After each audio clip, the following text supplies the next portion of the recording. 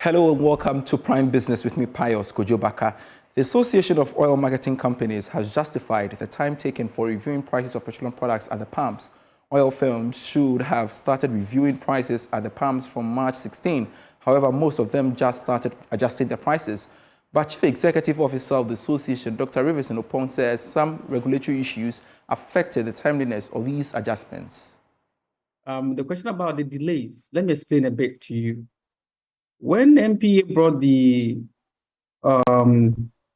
floor price policy, okay, what happens is that before any member changes the price to any other level, you need to inform the regulator 24 hours before you do that.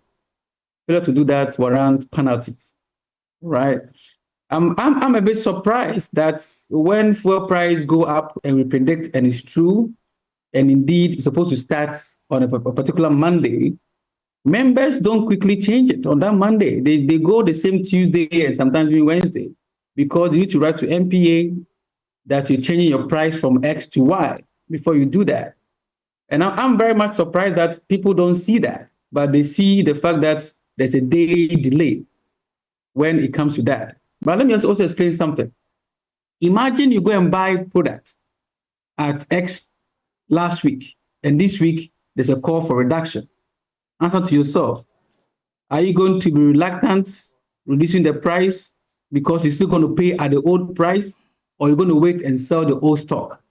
And nobody cares about that from our members, when and how they make up with those differences when price goes down in a week, and whereby they need to pay back at a price that is higher than it is today. No oil marketing company will intentionally today sell at a price higher than what it needs to be sold. Let me say this emphatically.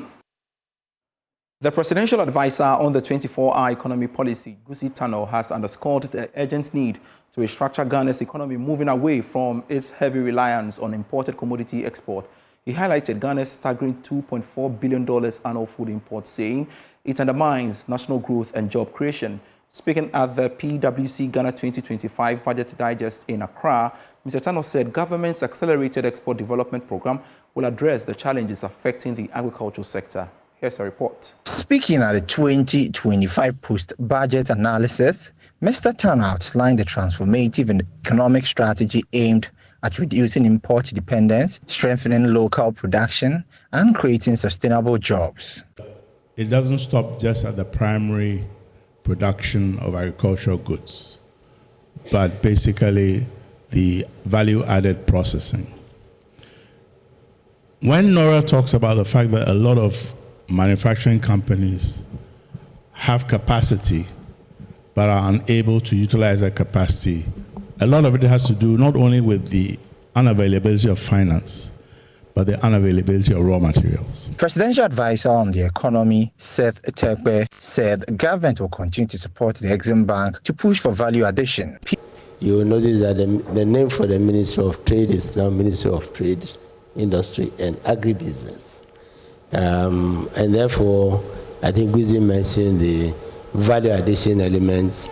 There was an allusion to Exim Bank. Value addition means we must look outward.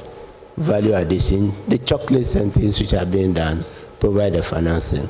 PwC senior country partner Vesh Ashabo expressed confidence in the government's multi-pronged approach to offset revenue losses. So from a PwC perspective, we believe that the budget is a good start. It's a nice statement of intent. We think that if the government is able to implement the various measures that are set out in the budget, it will indeed begin to move us towards a better environment that will allow businesses to thrive and private sector to grow. We've been saying that private sector is the engine of growth for years, but obviously that has eluded us because of all the challenges we've had. So from a business point of view, we think that it's business friendly. The key will be on how we implement going forward. Economist Professor Godfred Popkin has called on government to forge a stronger partnership with the private sector to ensure the successful implementation of the 2025 budget policies.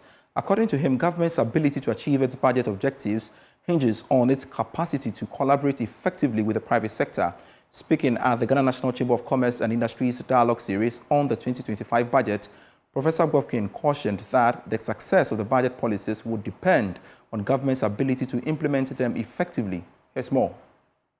In a bid to examine the broader implications of fiscal policies in the 2025 budget on businesses, the Ghana National Chamber of Commerce and Industries has organized its dialogue series to identify the challenges and leverage the opportunities in the economic statement. In his presentation, economist Professor Godfred Gbopkin stressed the need for government to forge a strong partnership with the private sector in closing the wide infrastructure gap.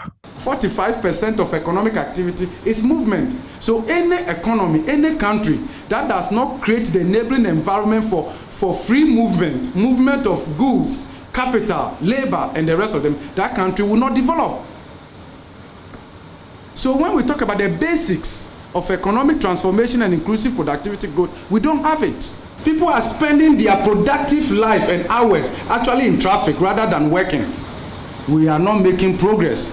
We need to de-risk that, and we must be intentional about our infrastructure-led economic growth. Without that, we will be here 10 years and the slides will not change. Approximately 30% of food inflation is as a result of transportation costs. There is no clear policy in this country to preserve farmland. And the threat of urbanization and real estate is pushing farmland further away from where our mouth is in Accra. The gap between where the farmland is and where our mouth is in Accra is widening. On his part, Chief Executive of Dalex Finance, Joe Jackson, called for more stringent laws that will encourage retention of export proceeds in the country. We export $100 of gold, and barely $10 stays in this country for what we do. And that is why cocoa has always been what has stabilized and kept the value of the cedi. Because guess what? With cocoa, because of the cocoa board, a huge amount is retained. Because there's a board that manages and exports and holds the value. So we export gold, we export cocoa, the money is held within this country. Chief Executive Officer of the Ghana National Chamber of Commerce and Industries, Mark Bedu-Abuaji, tells Joy Business the chamber will be engaging its members on how to leverage the various opportunities in the 2025 budget. Beyond this, we are going to do what we call hand-holding. So for each of the sectors, we are going to identify the opportunities within. We have several sectors within the chamber. So once we're able to do that, we bring them on board and let them know that for this particular sector, these are the opportunities that you have, and then help them to be able to get access to the necessary funding to do that. But beyond that, we were set up to promote and protect commercial and industrial interests. Budget is just an intention, just a statement. The benefit of it is how we are able to implement it and translate it into a tangible benefit for Ghanaians. Meanwhile, one of the key partners of the event, Absa Bank PLC, has expressed their commitment to offer cheap and affordable capital for businesses to thrive. Dr. Edward Bochi is the Managing Director of Absa Bank PLC. How do we support our businesses, or how do we support our customers to take advantage of the opportunities that are available to them? And there are various ways in which we do that. One, obviously, we do provide financing. And if you are looking for financing for your business, I dare say that Absa Bank is the best place to be at. Our commitment to commerce and to industry is quite strong. There's no one else on the market that gives interest rates at 10% per annum to businesses. And those are the opportunities that we do provide at Absa Bank. The Chamber National Dialogue Series was under the theme 2025 National Budget Discourse, Implication for the Private Sector. Bank PLC is providing funding support for micro, small and medium enterprises in its operational communities in the Ashanti region. The initiative, in partnership with the German government through GIZ, focuses on building skills and providing valuable resources to support local craftsmanship and fostering economic growth in the communities. The Amansie Rural Bank PLC launched the Flexi Cash Flow MSME business loan product to empower growth in the sector. This innovative product aims to address key financial challenges, unlock growth potential, and empower entrepreneurs to upscale their businesses. Chief Executive Officer Frederick Kwachichi says the bank is dedicated to empowering artisans and supporting individuals, businesses, groups, and unions in their efforts to expand and thrive. He stated that the design and implementation of the loan are essential for creating jobs and transforming communities, noting that the interest on the loan is very low compared to other banks. Mr. Frederick Kwachi emphasized the potential of this loan product to grow in the coming years, actively fostering the development of the micro, small and medium enterprises through the Ashanti region and beyond. Those who are operating their own business in the artisan unions and groups, so that they can access this facility and then expand their businesses. As the name implies, they always find it difficult raising collaterals and other or meeting other requirements to access credit facility from the bank. But with this design and then its implementation, it's very flexible. All that it requires is that they are able to prove that the cash flow from their business are sustainable. Now that we have launched it, which means we are going on a full scale. So other businesses which are not or which were not invited to this very program, we are going to visit them and sell our products so that a lot of people and groups will be captured and brought under this very product. Manager of the GIZ program, Cynthia Odonko, emphasized the Flexi Cash Flow business loan is an excellent opportunity to stimulate growth, drive innovation, and enhance business performance, which in turn will strengthen the economy. She says GIZ is dedicated to providing artisans with the essential capital they need to thrive and contribute positively to their communities. The German government provided this funding support to work with the financial institutions to develop products to address the financial needs of the SMEs. Most of the SMEs don't have access to finance. So we gave this technical assistance to this institution so that they can develop product that addresses the needs of the MSMEs.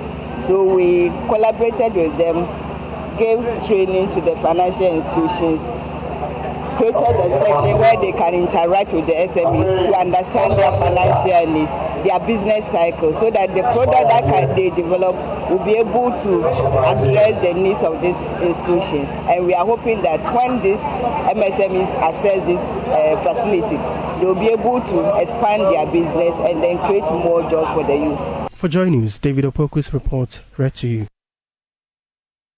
Sinapi Aba Savings and Loans is helping to reduce the spate of social vices in Asante Achem following the launch of its 3-year youth apprenticeship program. Local leaders have expressed worry about the growing number of youth involved in social misdemeanors owing to the high rate of unemployment. There is more in this report. A total of 200 young individuals in the Asante Achem district have been enrolled in the program, where they will receive hands-on training in a trade of their choice. Sinapi Aba will fully cover the cost of their apprenticeship, removing financial barriers that often prevent youth from acquiring vocational skills.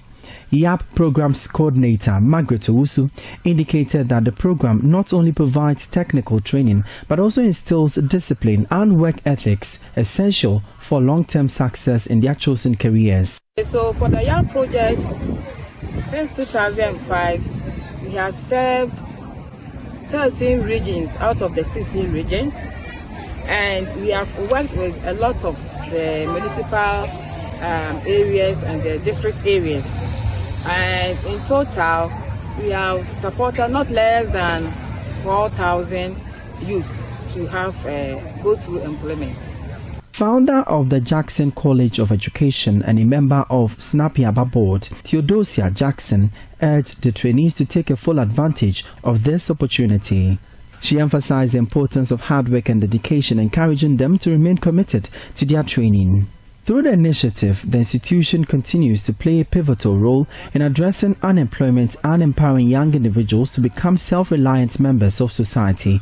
Some beneficiaries spoke to Joy News. What I'm looking for right now is when I'm able to learn it. I think it's a professional job when you're able to do so. Many people can bring their things for you to do when you are perfect in it, and whenever they will need someone to sew things for them. They can come to you and sew it and to benefit you financially. So what I'm expecting most is I should have a good brain in it so that I can also help others who don't have any. When I'm with friends, I can also help them. I hope I'll become a great fashion designer. Yeah, because it's my vision. And Snappy Abasini syndrome is helping. The mutual relationship between the Tema Oil Refinery and the Kwame Nkrumah University of Science and Technology is expected to help the refinery tap into the immense benefits of research. This will help bridge the gap between academia and industry, utilizing local expertise.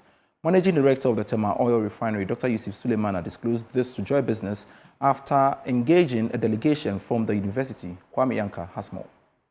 As government makes efforts in reviving Tema Oil Refinery, TOR, research remains an important area that will help drive viability, sustainability, growth, and remain competitive. In this regard, a mutual relationship between the refinery and Kwame Nkrumah University of Science and Technology, KNUST, could help address the needs of TOR. With this collaboration in place, TOR will rely on solutions locally.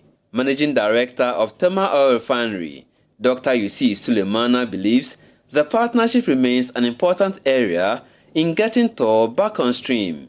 And if you come to TOR, we have a huge pool of chemical engineers. We have a huge pool of petrochemical engineers.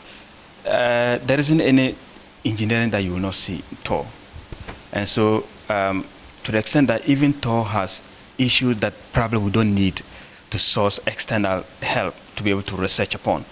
So what this will do will be for us to let them support us in areas that probably we may not even require for us to go outside to source external people where we'll pay them a huge amount of dollars. We believe that local content is very important. And these guys at our universities, they can perform wonders. The important thing is to just have the right collaboration between academia and then that of the professional world. And if we do that and we bridge that gap, I think there's going to be a lot. Dr. Yusuf Suleimana says there are plans in place to maximize the refinery's current strength. We are preparing grounds to come to the core business. That is going to be a game changer. It's going to be opportunities to create a lot of jobs, a lot of job opportunities, especially when we manage to get the core asset back. And even beyond that, as we have the asset now, we are championing a strategy that we call sweating the asset. Sweating the asset meaning that we're going to have to be able to maximize the potential of even what we have. So even without the core business, with the terminal business that we are doing, we want to become competitive. Because we believe that even if you don't do well in the terminal business, coming to core business, we're still going to struggle. Meanwhile, Provost for College of Engineering at Kwame Nkrumah University of Science and Technology, Professor Kwabena Brichu-Miako, says products of the institution are helping provide solutions around the world, and TOR must also benefit. We want to work with them to ensure that Tema Oil Refinery can start this activity, which is one of their core activities. And as a College of Engineering, we have 18 undergraduate programs covering all disciplines of engineering: chemical, petrochemical, petroleum materials, computer engineering. So we'll be able to work with Tema Oil Refinery to revamp their operations. The areas of automation, refinery, we should be able to support. Possible areas of collaboration will include supporting postgraduate students, that is masters and PhDs, to carry out relevant research that will address the needs of Tema Oil Refinery. An MOU between the two parties is expected to be signed soon. Kwame Yankes reports for Joy Business.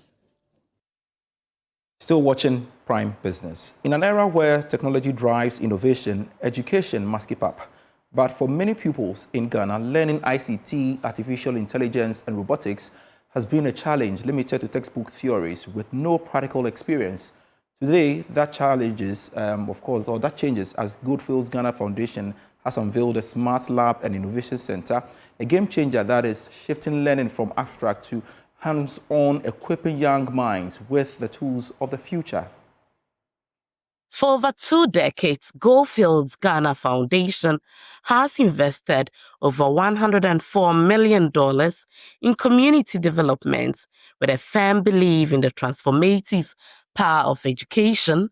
This commitment has seen the construction of libraries, ICT centers, and now the state-of-the-art Smart Lab designed to bring the future closer to today's learners.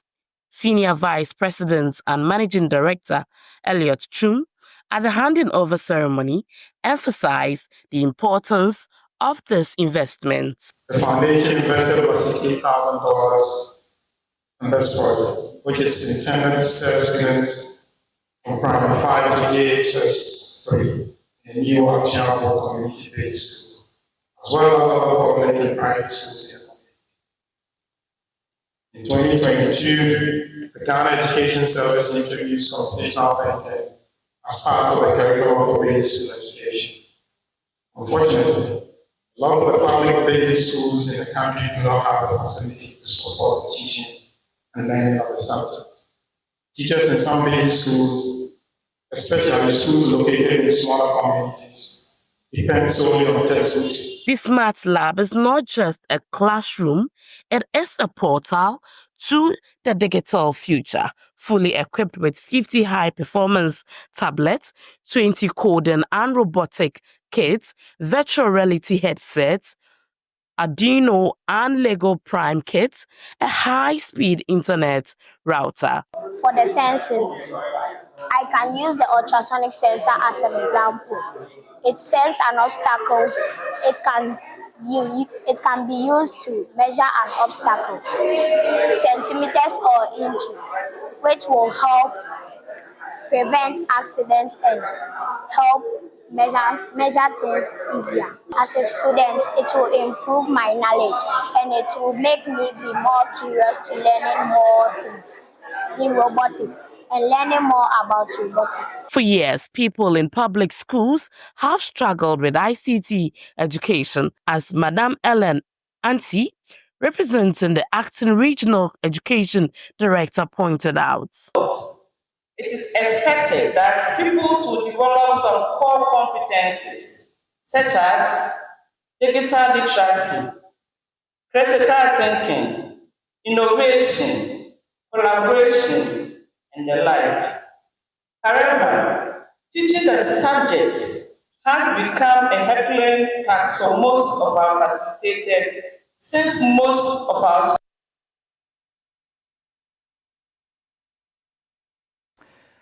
That's it for Prime Business. I am Pius Kojobaka.